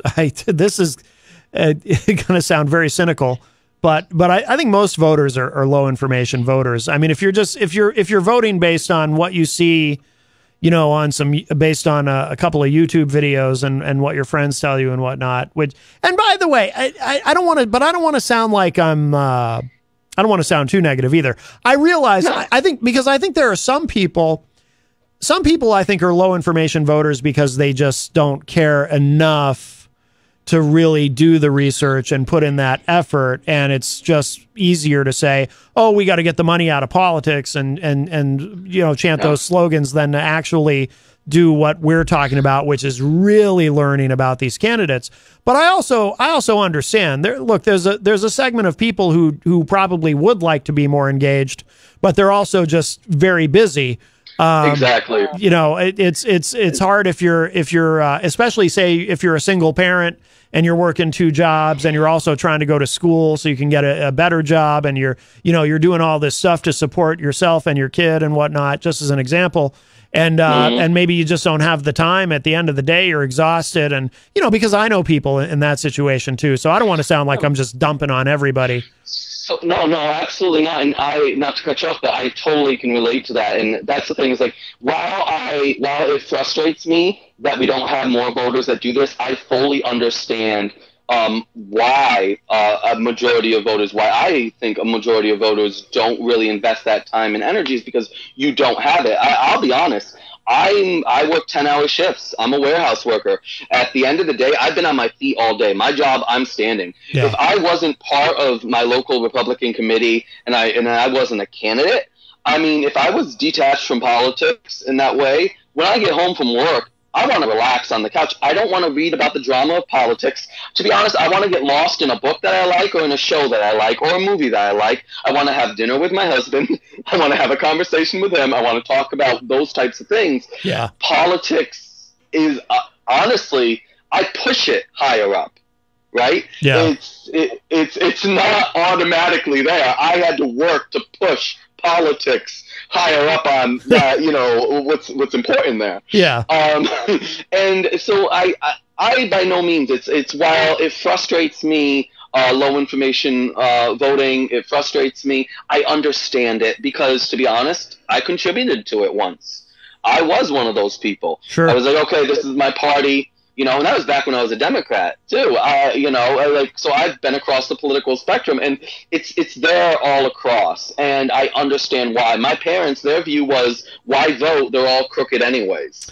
Yeah. So, you know. Well, that's the other thing too, is people get it not just too busy, but some people just get so discouraged and they feel so disenfranchised, and then and then they do get into that headspace where they just go, oh, what's the point?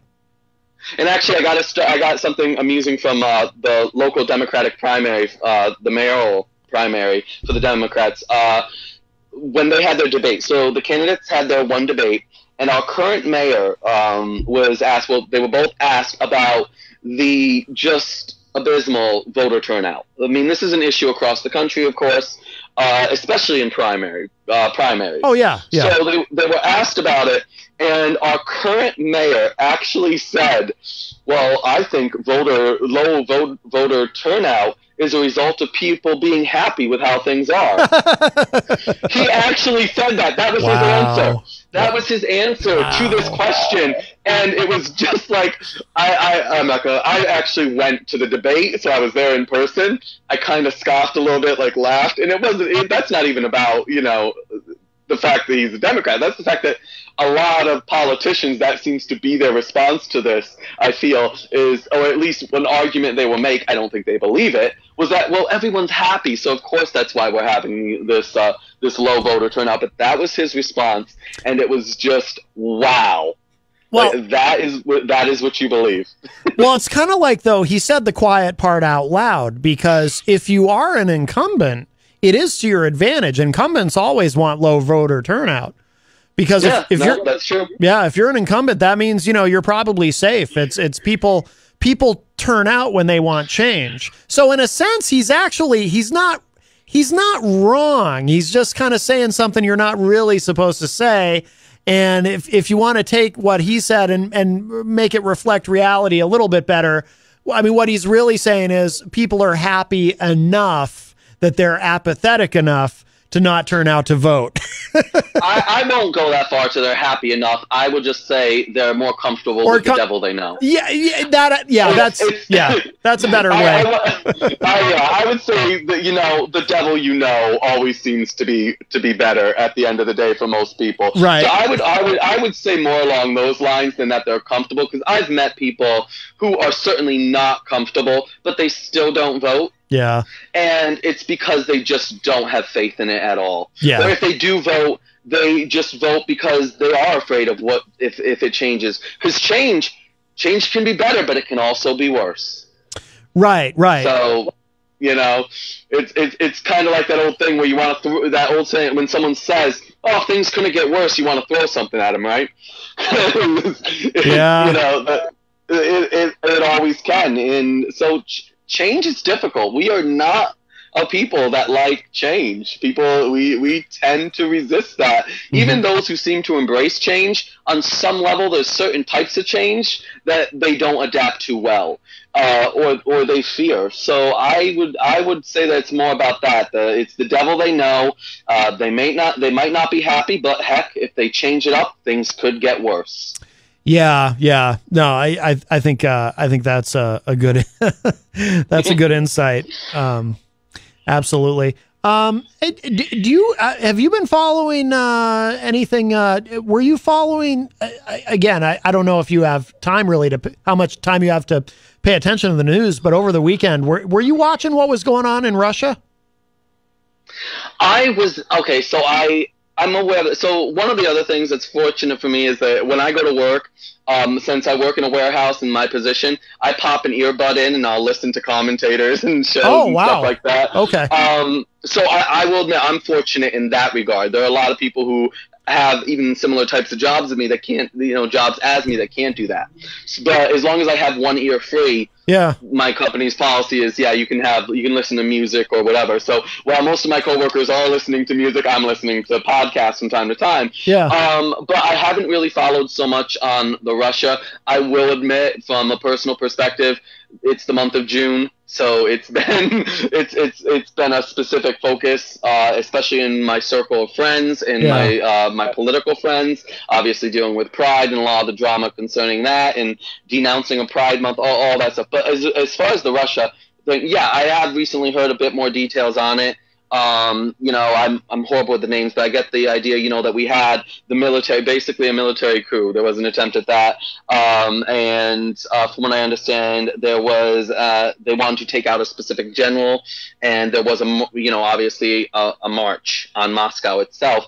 But then I know that was quashed. There was an agreement made, and the leader was exiled, I believe, right? Yeah, basically, yeah. I guess I was curious because when you were talking about change and change being scary for people and whatnot, I couldn't help. I hadn't planned on asking you about Russia, but then when you were talking about change, my mind went to you know, and the devil, you know. That made my mind went to Putin and how you know, people were kind of wringing their hands over, you know, what's going to happen in Moscow. Are they going to get Putin out? And then does Prigozhin go in, and does he end up being even worse? And of course, none of it panned out. But yeah, now we don't know. Apparently, so now Prigozhin is in Belarus, but nobody's actually seen him publicly. So is he really there? And now there's a general who's missing who might have had something to do with it. So it's all very. I remember someone said, "Are we going to find out he accidentally beat himself to death with a tire iron or something?"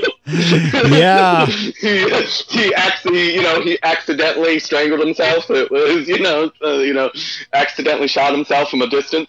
But yeah, no, accidentally poisoned himself. Yeah, I've heard some people making comments in that regard. But that is a great example of that. When we look to other countries and they have absolute tyrants in leadership, if those tyrants leave, something worse can always come in. You leave a void, and that's one of the problems. Is like if you're a country that's going to go into another country to try to in any way shake up leadership, you better have a long-term plan. Because if you're only going in to try to remove leadership, whether encouraging the people to revolt or vote the leader out or whatever it may be, you better at least have the understanding that what replaces, you know, the current leadership could always be worse. And so, you know, and obviously as a world, we have not followed that. We have not really seemed to have kept that in mind always throughout history. Right. But it's similar, because people do ask, why do we put up with these tyrants?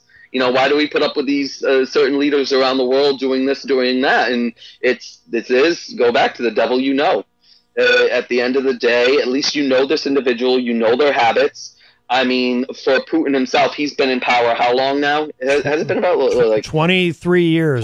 23, yeah, like 20, yeah. So 23, yeah, over 20 years. So this is a man who's been in this position for such an extended period of time, and while he has certainly done some horrific things, and he, you know, and just in general, he does not reflect our, you know, I don't feel that he reflects American values at all. At the end of the day, there could always be something worse. And what speaks to another thing is I really get annoyed with this mindset of the enemy of my enemy is my friend. Because we tend to have that. And I'm like, no, the enemy of your enemy can still very well be your enemy. Oh, sure. You know, but I feel like we get into that. And I've seen that a lot with I know you said his name, but at least from what I heard, the local, you know, our media tended to be like, oh, yay, you know, Putin could possibly be overthrown and supporting the other guy. I'm like, why are you cheering that? Well, I mean, at the end of the day, do you have any reason to really cheer this? Do you have anything that tells you this guy is going to be better or going to be something that, you know, something that won't even turn out worse, that won't actually just have catastrophic consequences? And I've noticed that across the spectrum, even in politics regarding like the war in Ukraine and stuff. So it's been one of the most frustrating things for me. Yeah. Because I've seen certain people, you know, and I've seen this among some conservative circles come out with, you know, in support of Putin, or, you know, in regards to Ukraine. And my response has been, why? Because I have a question for you. We as conservatives, especially, we love our Constitution, right? We love the freedoms granted to us in our Constitution. What freedom in our Constitution do you think Putin would fight for? What freedom do you think he would die for? Yeah. Like, we know how he's treated the press. We know how he's treated the church. And, as long as the church supports what he says, then he's fine with the church. But he's gone after the church. Like I said, the press. He's gone after military. He's done all this. So what values? Yeah. What American values? What values rooted in the Constitution, especially as a conservative who loves our Constitution? What would Putin support there? Nothing. We know that at the end of the day. So I've gotten into a few of those discussions with conservative-leaning individuals who, as a knee-jerk reaction, well, the current administration and the Democrats are all about Ukraine, so that means we got to be about Russia. No, that's two things. Part both of it can just be crap. Both can just be crap at the end of the day, right? Yeah. Ukraine can have a corrupt government just like Russia. All right, corruption is all around. So to go back, sorry, I know I'm getting a little bit because I've had some really intense conversations on this. Yeah. It does frustrate me. The enemy of my enemy is not my friend. Many times, not my friend, even remotely. Yeah. They can be your ally. They can be your ally on something, but that's as far as I will go in a general sense. Is saying they can be your ally on a point. But your friend, no, and that has been a regular conversation for me, actually. It's not just with that. It's good that you're confronting people on that. That's something I've talked about on the show a lot too. Is this pro-Russia wing of the Republican Party, which I think it's certainly a small part of the Republican Party, but it is there. And, and I often give the example, too, of Tucker Carlson, who obviously has not held office, but until his ouster from Fox News, he was the #1 guy in all of cable news, and he's pro-Russia. When Putin first invaded Ukraine, Tucker Carlson, he said on the air that he was rooting for Putin. And Laura Ingraham, I see some of that. So I think some of that is media driven, and it actually predates, Putin going into Ukraine. I mean, there's been a growing pro-Russia segment of the Republican Party for a while, but it's good that you're confronting that, Kevin, and I respect that you do that. When you do that, I mean, do you get any kind of explanation other than? You said it, there's kind of an attitude of, well, the Democrats are with Ukraine, so we're with Russia. But I mean, does anyone say anything beyond that, and anything that makes sense to you, or is it all just this sort of weird knee-jerk reaction as you described? I'm just curious, like what the mindset is, because I don't get it. I think for the most part, it is a knee-jerk reaction, because at the end of the day, even when I've talked to some, because I've even talked on the other end to that, because a lot of Democrats have been just automatically, pro-Ukraine. And yes, okay, Ukraine is the country that was invaded here, right? Yeah. Russia made the aggressive action, so Ukraine is completely justified in fighting back. But at the end of the day, there's been this push in a way to put Ukraine on a pedestal from the left. And I'm like, no. I've seen, like, for me, I've seen people do a blend of the American flag and, the Ukrainian flag. No, I'm not going to be doing that. I'm not going to put the Ukrainian flag on my profile. I'm not going to do any of that, because Ukraine, even though I acknowledge that in this situation, they are the country that was invaded. Yeah. I'm not going to then be like, full on Ukraine, because do they reflect my values? War is horrific. My heart goes out to the people. Yeah, absolutely. What's happening is absolutely horrific. But at the end of the day, I just being a cheerleader for any country without the full context of the government, its leadership, corruption, and how it came to be and how we got to where we are. I just find it crazy to do that. But yes, it hasn't been a lot. I do want to say that in regards to specifically on my end, a conservative perspective, I haven't seen a lot of necessarily pro-Putin, pro-Russia. And I do think that when I have seen it, it's mostly a knee-jerk reaction to the fact that we have Ukraine strongly associated with Biden in his administration, and increasingly the Democratic Party overall, is that obviously, well, my opposition is saying they support this, so now I must say I'm against this, or I support the opposite. That tends to be how we are and how we are becoming increasingly, right, regardless of the situation or the issue at hand. Yeah. Like we were talking about earlier, and yeah, absolutely. We are already. Geez, it goes so fast, Kevin. Oh, by the way, my dad is in the chat room, Martin Connerton, and he sent me a private message mentioning to me that he was looking forward to you being on today. He likes you very much and was very complimentary toward you. So I just want you to know that. I didn't even get to what I planned to talk about more today, which I was like, I'll have to come back on for that. I know one of the things I had said during the end of our last stream was that I had basically disassociated myself from the community by and large. In regards to for me, it's to a point, especially this past month of June, I've seen things to where I can say that I fully I consider myself disassociated from the community officially as a community, quote unquote community, and what I see as an agenda, as a push for things that certainly do not reflect my values. So I was expecting that discussion, but I've enjoyed this discussion. Oh, this discussion has been great. Yeah, absolutely. Yeah, you know me, I keep it loose and we go where we go.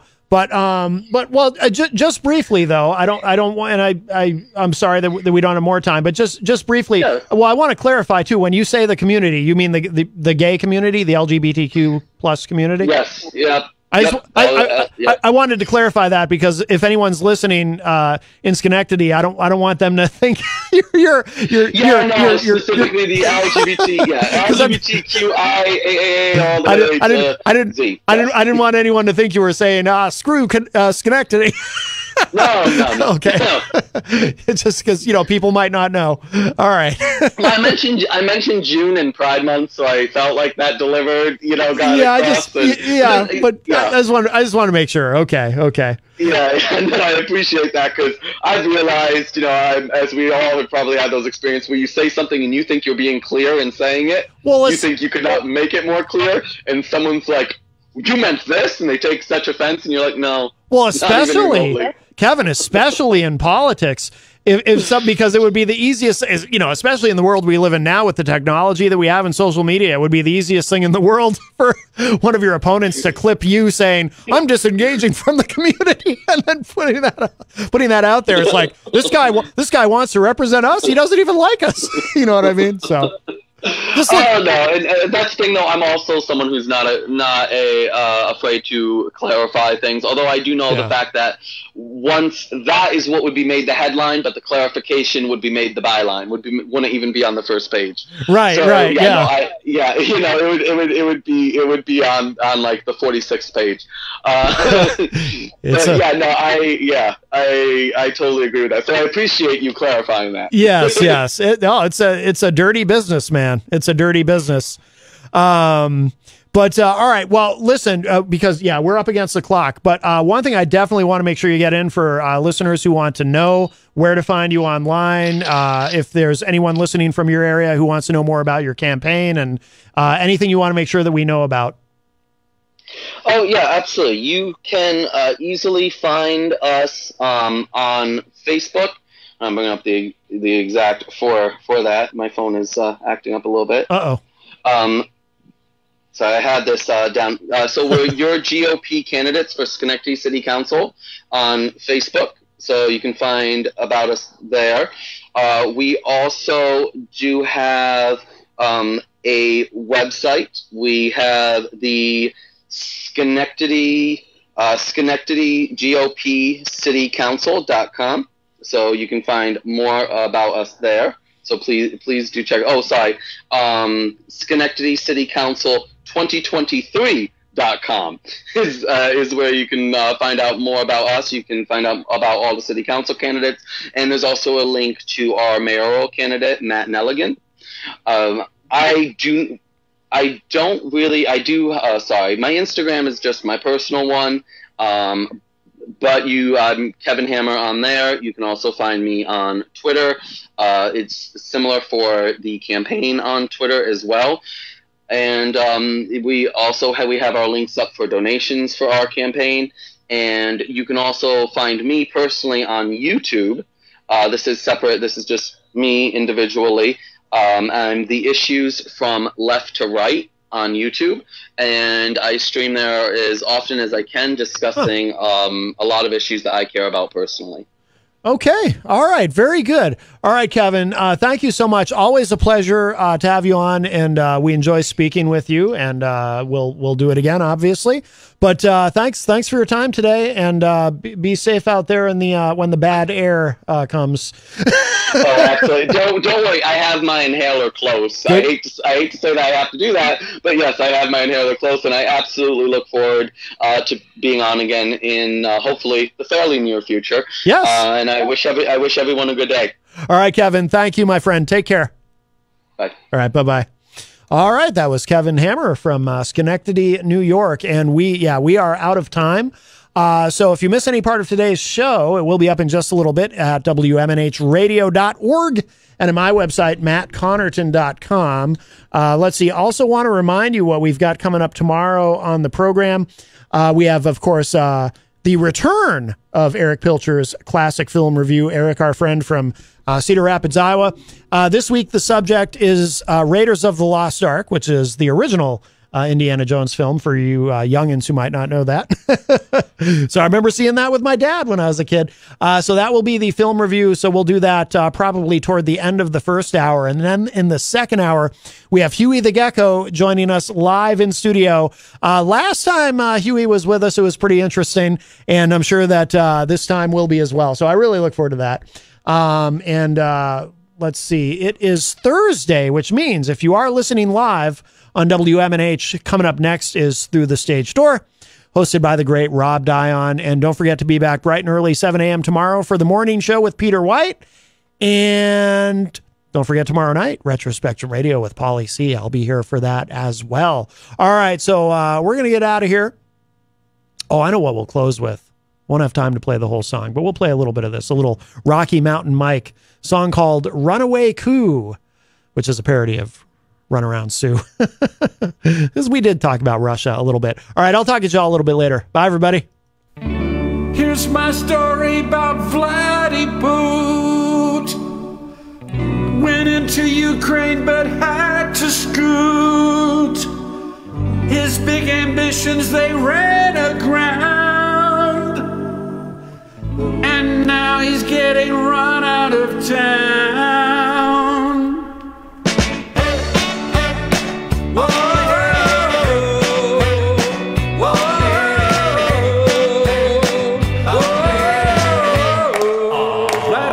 yeah, Hillary knew it from the very start. She knew the flag would travel To the Hop Knot at 1000 Elm Street, Manchester's premier craft beer and gourmet pretzel bar.